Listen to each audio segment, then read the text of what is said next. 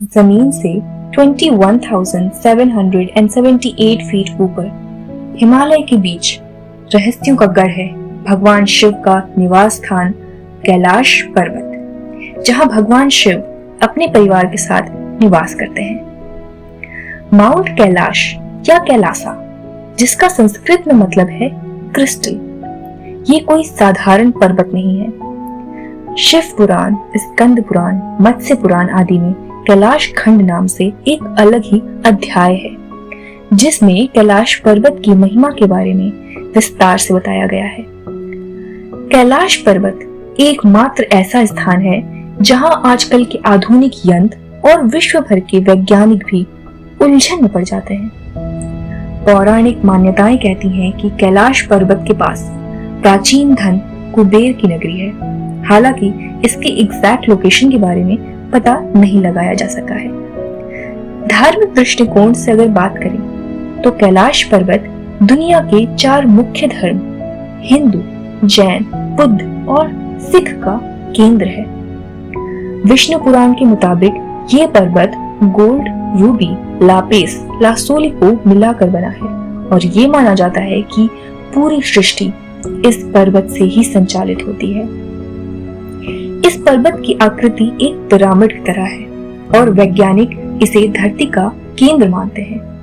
धरती के इस केंद्र को एक्सिस मुंडी ऑफ अर्थ भी कहते हैं, जिसका वर्णन दुनिया की नाभि या दुनिया के केंद्र बिंदु के रूप में किया जाता है। कैलाश पर्वत नॉर्थ पोल से 6,666 किलोमीटर दूर है और साउथ पोल से 6,666 इंटू 2 किलोमीटर दूर है। ये इत्तेफाक तो नहीं हो सकता। कैलाश पर्वत की ऊंचाई लगभग 6600 मीटर है, जो माउंट एवरेस्ट से काफी कम है, लेकिन फिर भी आज तक कोई भी कैलाश पर्वत के शिखर पर चढ़ नहीं पाया है। ये आज भी अजेय है। वैसे तो कैलाश पर्वत के शिखर पे चढ़ना अब निषेध है, लेकिन भगवान शिव का निवास स्थान कहे जाने वाले इस जगह पर कई पर्वतारोही ने चढ़ाई करने की कोशिश की, पर उन्हें इसमें कामयाबी नहीं मिल पाई। रशिया के एक पर्वतारोही सार्गे सिस्टियाकोवा कैलाश पर्वत के बहुत करीब तक पहुंच गए थे। उन्होंने अपने इंटरव्यू में बताया कि मैं जैसे ही इस पर्वत के करीब पहुंचा, मेरे दिल की धड़कन काफी तेज हो गई थी। उस दौरान मुझे काफी कमजोरी महसूस हो रही थी। इसे देखते हुए मैंने वापस जाने का फैसला लिया। नीचे की तरफ मैं जैसे ही बढ़ा, वैसे ही धीरे धीरे मेरी सेहत में सुधार आने लगा। कुछ इसी तरह का एक्सपीरियंस एक दूसरे पर्वतारोही कर्नल आर.सी. विल्स ने भी शेयर किया था। इन सब के मुताबिक वहां कोई अदृश्य शक्ति है जो उनको ऊपर जाने नहीं देना चाहती। साल 2015 से 2016 में एक बार फिर से अमेरिकी अंतरिक्ष एजेंसी नासा ने गूगल अर्थ और अपने सैटेलाइट के माध्यम से प्राप्त जानकारियों पर रिसर्च आरंभ की। नासा के वैज्ञानिक के अंदर यह जिज्ञासा थी कि वो कौन सी शक्ति है जिसके कारण आज तक कोई कैलाश पर्वत पर चढ़ नहीं पाया, और इसके बाद जो फुटेज नासा और गूगल अर्थ के सामने आई, उसने इन सभी के होश उड़ा दिए। उन्होंने अपने सैटेलाइट द्वारा लिए गए तस्वीरों को देखा तो वहां पर भगवान शिव ध्यान मुद्रा में बैठे हुए दिखाई दिए और भगवान शिव की आकृति साफ तौर पर देखी जा सकती है। इन तस्वीरों को देखने में ऐसा लग रहा है जैसे साक्षात भगवान शिव इस पूरी दुनिया को दर्शन दे रहे हों। भगवान शिव की आकृतियों को नासा और गूगल भी स्वीकार करता है। आप इन तस्वीरों को गूगल पे देख सकते हैं। ये तस्वीरें आज भी गूगल पे मौजूद हैं। नासा के सैटेलाइट द्वारा लिए गए तस्वीरों में कैलाश पर्वत के ऊपर जाने का मार्ग तो दिखाई दिया है, लेकिन वहां किसी भी प्रकार की सीढ़ी होने का प्रमाण नहीं माना गया है। हालांकि इस मार्ग को पर्वतारोही ढूंढ चुके हैं, लेकिन जा नहीं सके। कहते हैं कि 11वीं सदी के एक बौद्ध भिक्षु योगी मेलारेपा ने कैलाश पर्वत पर चढ़ाई की थी। वो इस पवित्र रहस्यमयी पर्वत के शिखर पर जाकर जिंदा वापस लौटने वाले दुनिया के पहले इंसान थे। हालांकि पर्वत के शिखर पर चढ़कर वापस आने के बाद मेलारेपा ने कुछ भी नहीं कहा। इसी कारण आज भी ये रहस्य बना हुआ है।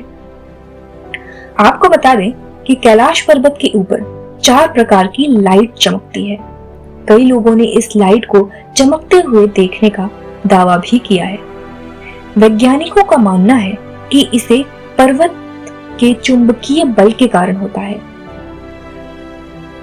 कैलाश पर्वत पे जाने वालों के मुताबिक वहां जाने वाले लोगों के नाखून और बाल 3 गुना तेजी से बढ़ते हैं और लोगों का ये भी मानना है कि वहां जाने वालों की उम्र भी तेजी से बढ़ती है और साइंस के पास इसका कोई पुख्ता जवाब नहीं है।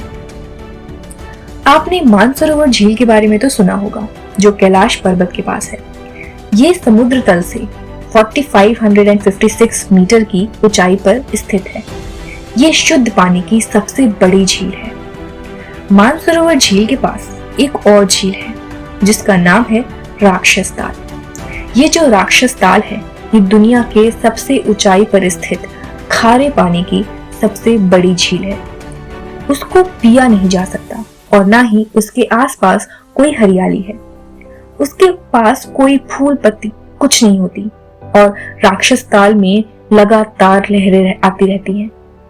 साइंस के पास अब तक इस बात का जवाब नहीं है कि एक ही वातावरण में एक ही ऊंचाई पे 2 अलग अलग झील जिसका पानी, जिसकी तासीर और स्वभाव बिल्कुल अलग अलग है, क्यों और कैसे है।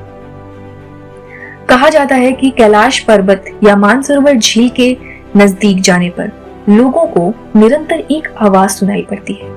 इस आवाज को ध्यान से सुनने में डमरू या ओम की तरह सुनाई देती है। हालांकि वैज्ञानिकों का कहना है कि ये आवाज बर्फ के पिघलने की भी हो सकती है। कैलाश पर्वत की 4 दिशाओं से 4 नदियों ब्रह्मपुत्र, सिंधु, सतलज और कर्नाली का उद्गम हुआ है। इन नदियों से ही गंगा, सरस्वती समेत अन्य नदियां निकलती हैं। कैलाश के चारों दिशाओं में जानवरों का मुख है, जिसमें से नदियां का उद्गम होता है। इसके पूर्व में अश्वमुख है, पश्चिम में हाथी का मुख, उत्तर में सिंह का और दक्षिण में मोर का मुख है। कहते हैं कि जो व्यक्ति अच्छे कर्म करता है उसे मृत्यु के बाद कैलाश पर्वत पे स्थान मिलता है और ये भी माना जाता है जो भी जानवर यहाँ से विलुप्त हो रहे हैं वो सारे कैलाश पर्वत पे जमा हो रहे हैं, ताकि जब सतयुग की शुरुआत फिर से हो, सारे जीव फिर से इस धरती पे आ सकें। ऐसा माना जाता है कैलाश पर्वत पे एक पूरा शहर है जिसका नाम है ज्ञानगंज। यही शहर को चीनी लोग शंग्रीला के नाम से जानते हैं और तिब्बत में संभाला के नाम से ये शहर जाना जाता है, जो दिखता तो नहीं लेकिन है। मान्यताओं के अनुसार जो 7 चिरंजीवी हैं ये वहां रहते हैं। कहते हैं किसी भी बुरे कर्म से रहित महान संत ही मानसिक बाधाओं और आयामों से गुजरकर इस आध्यात्मिक भूमि में स्थान पा सकते हैं।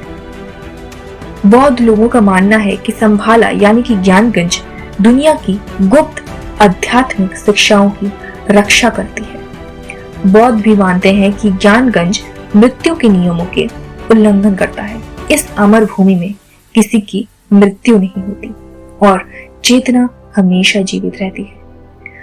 और भी कई रहस्य और कहानियां हैं कैलाश पर्वत की, जिसके बारे में वैज्ञानिक आज भी खोज कर रहे हैं। ये थी कुछ चुनिंदा जानकारी कैलाश पर्वत की। ऐसे ही और भी इंटरेस्टिंग फैक्ट्स और कहानियों के लिए सब्सक्राइब करें अनबिलीवेबल ट्रू टेल्स को। मैं नैन्सी कश्यप मिलती हूँ आपको अगले एपिसोड में कुछ नए रहस्यों के साथ। तब तक के लिए खुश रहिए और देखते रहिए अनबिलीवेबल ट्रू टेल्स। नमस्ते।